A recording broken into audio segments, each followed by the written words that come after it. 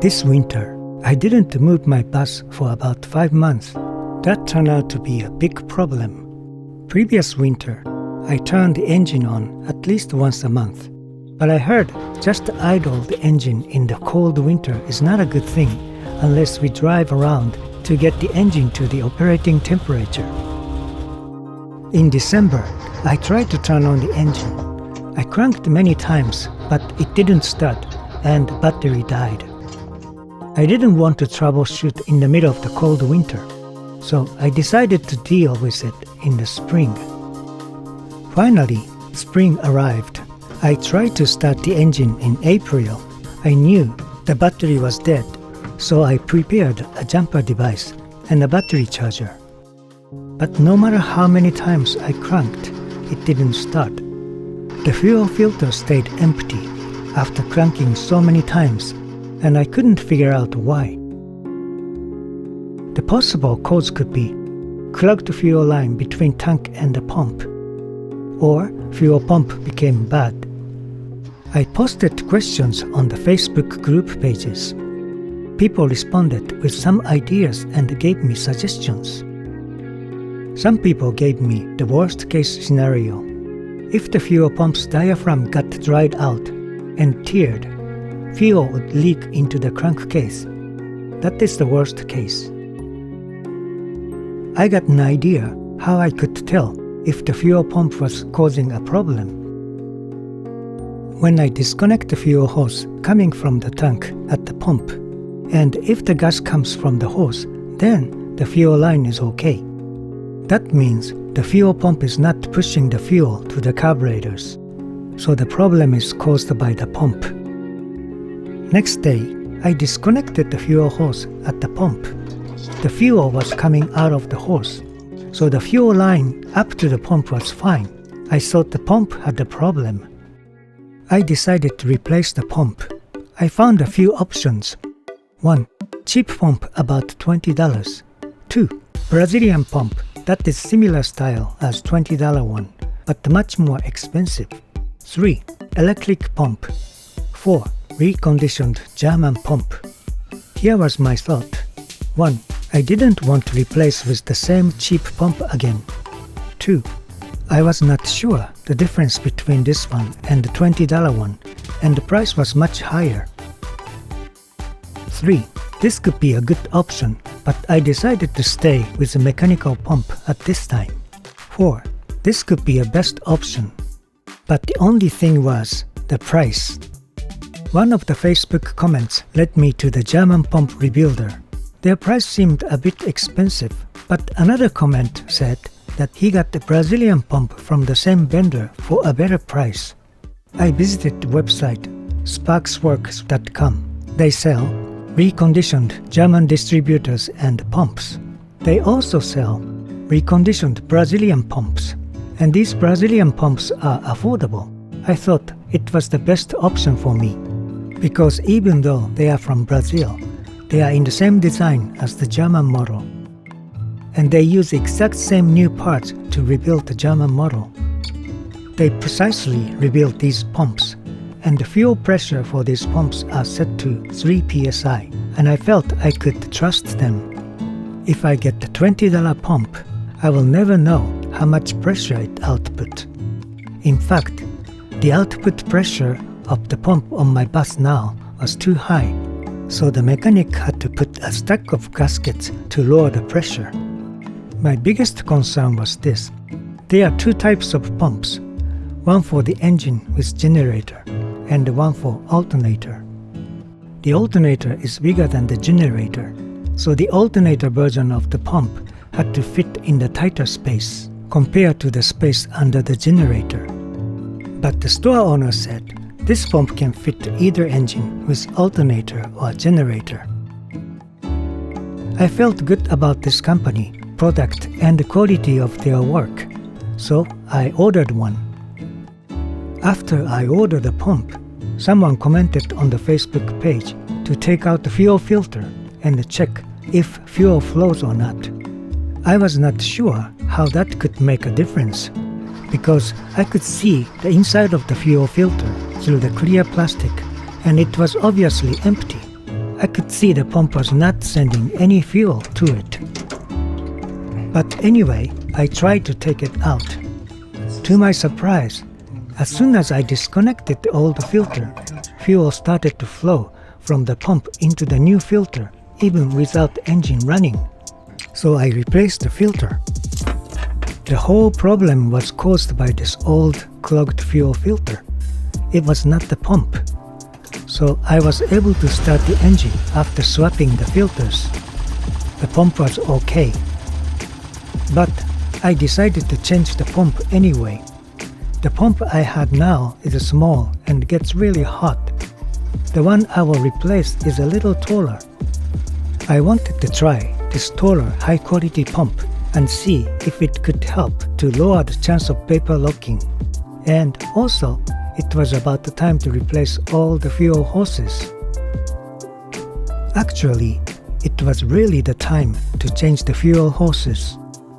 After disconnecting the short section to test the pump, part of the hose gave up and fuel started leaking from there. Also, the wrong type of clamps were used to secure the connections, and that was one of the reasons the hose was damaged. There are different types of clamps. Now I know what the difference is.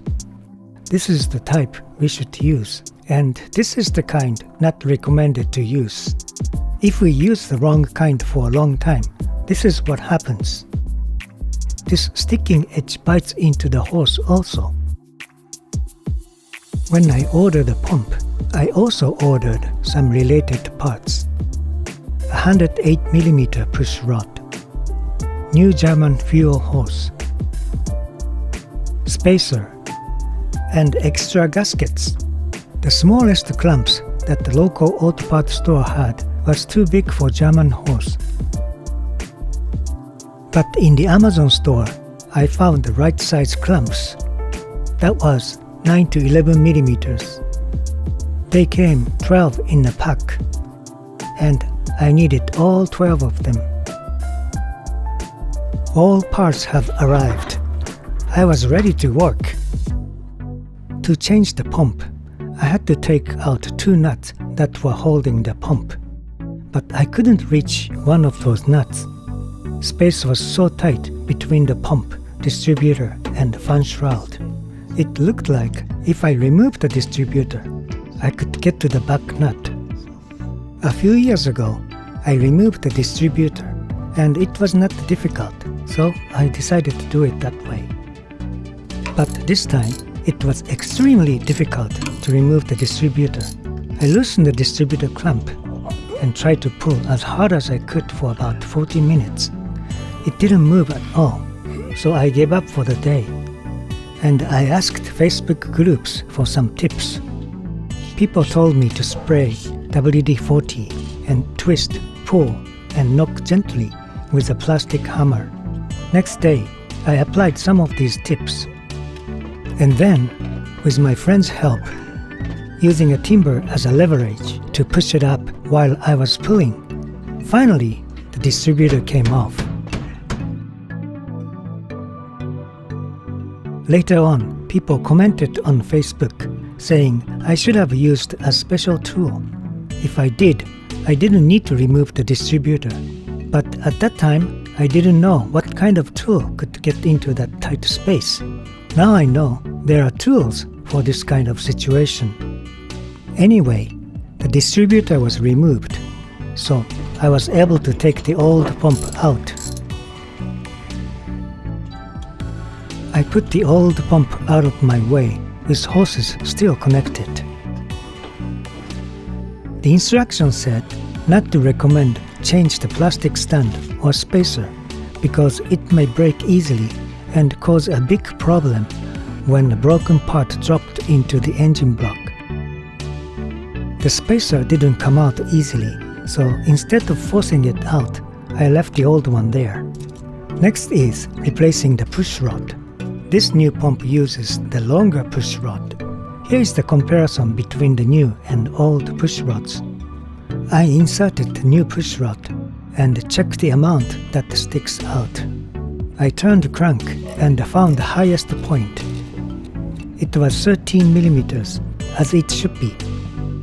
So I didn't need to insert any extra gasket. The next step was to install the new pump. The instruction says, put the grease to the bottom of the pump where the rocker is, so I did that.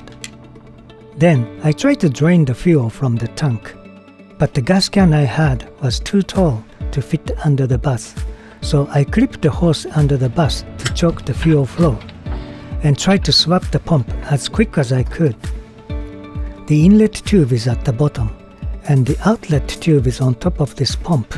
It was good that I marked the direction of fuel flow on the pump because I made a mistake and I found it right away.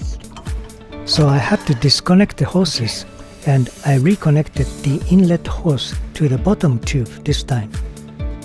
When I swapped the pump, I replaced some hoses and used the right kind of clamps. At some point in the repair, this kind of hose was used here and it went bad. I think they used this bigger hose because the tip of the tubes on the old pump are big and the German hose didn't go in easily. They squeezed the German hose into one of them.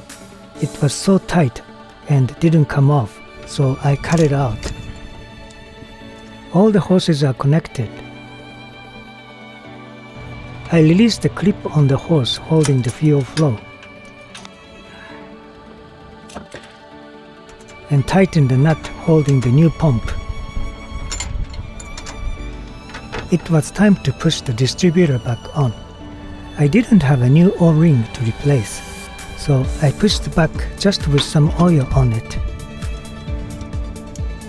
It was really tight, so next time if I have to remove it, I have to go through the same trouble again.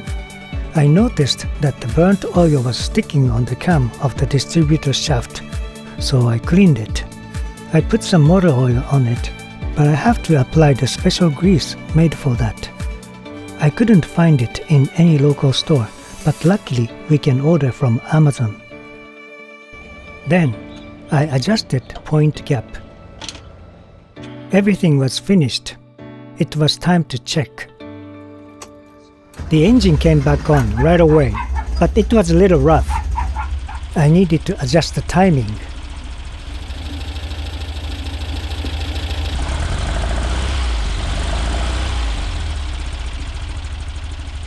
The fuel was flowing consistently into the new filter. There was no leaking from the hoses, so I went for a test drive. After driving a few blocks, I stopped and checked the pump and hoses for leaking, and there was no leaking anywhere, so test drive was successful. The next step is changing the rest of the fuel hoses. I need to research if I need to change any gasket when I open and clean the filter at the outlet of the fuel tank. I need to change the hose from the fuel pump to T-connector to 2 carburetors. On the carburetors, hose connection is at the back of them. I can't see that part, and it is very tight back there. It may be a little challenging to work on it. I will take the fuel filter out of the engine compartment and place it under the bus. And I'm going to use all new clamps. So what I learned here, it is good to turn on the engine once in a while and drive around even in the winter. And I learned that the old filter can cause fuel flow problem. And it was really time to change the fuel hoses, and that saved me from catching fire.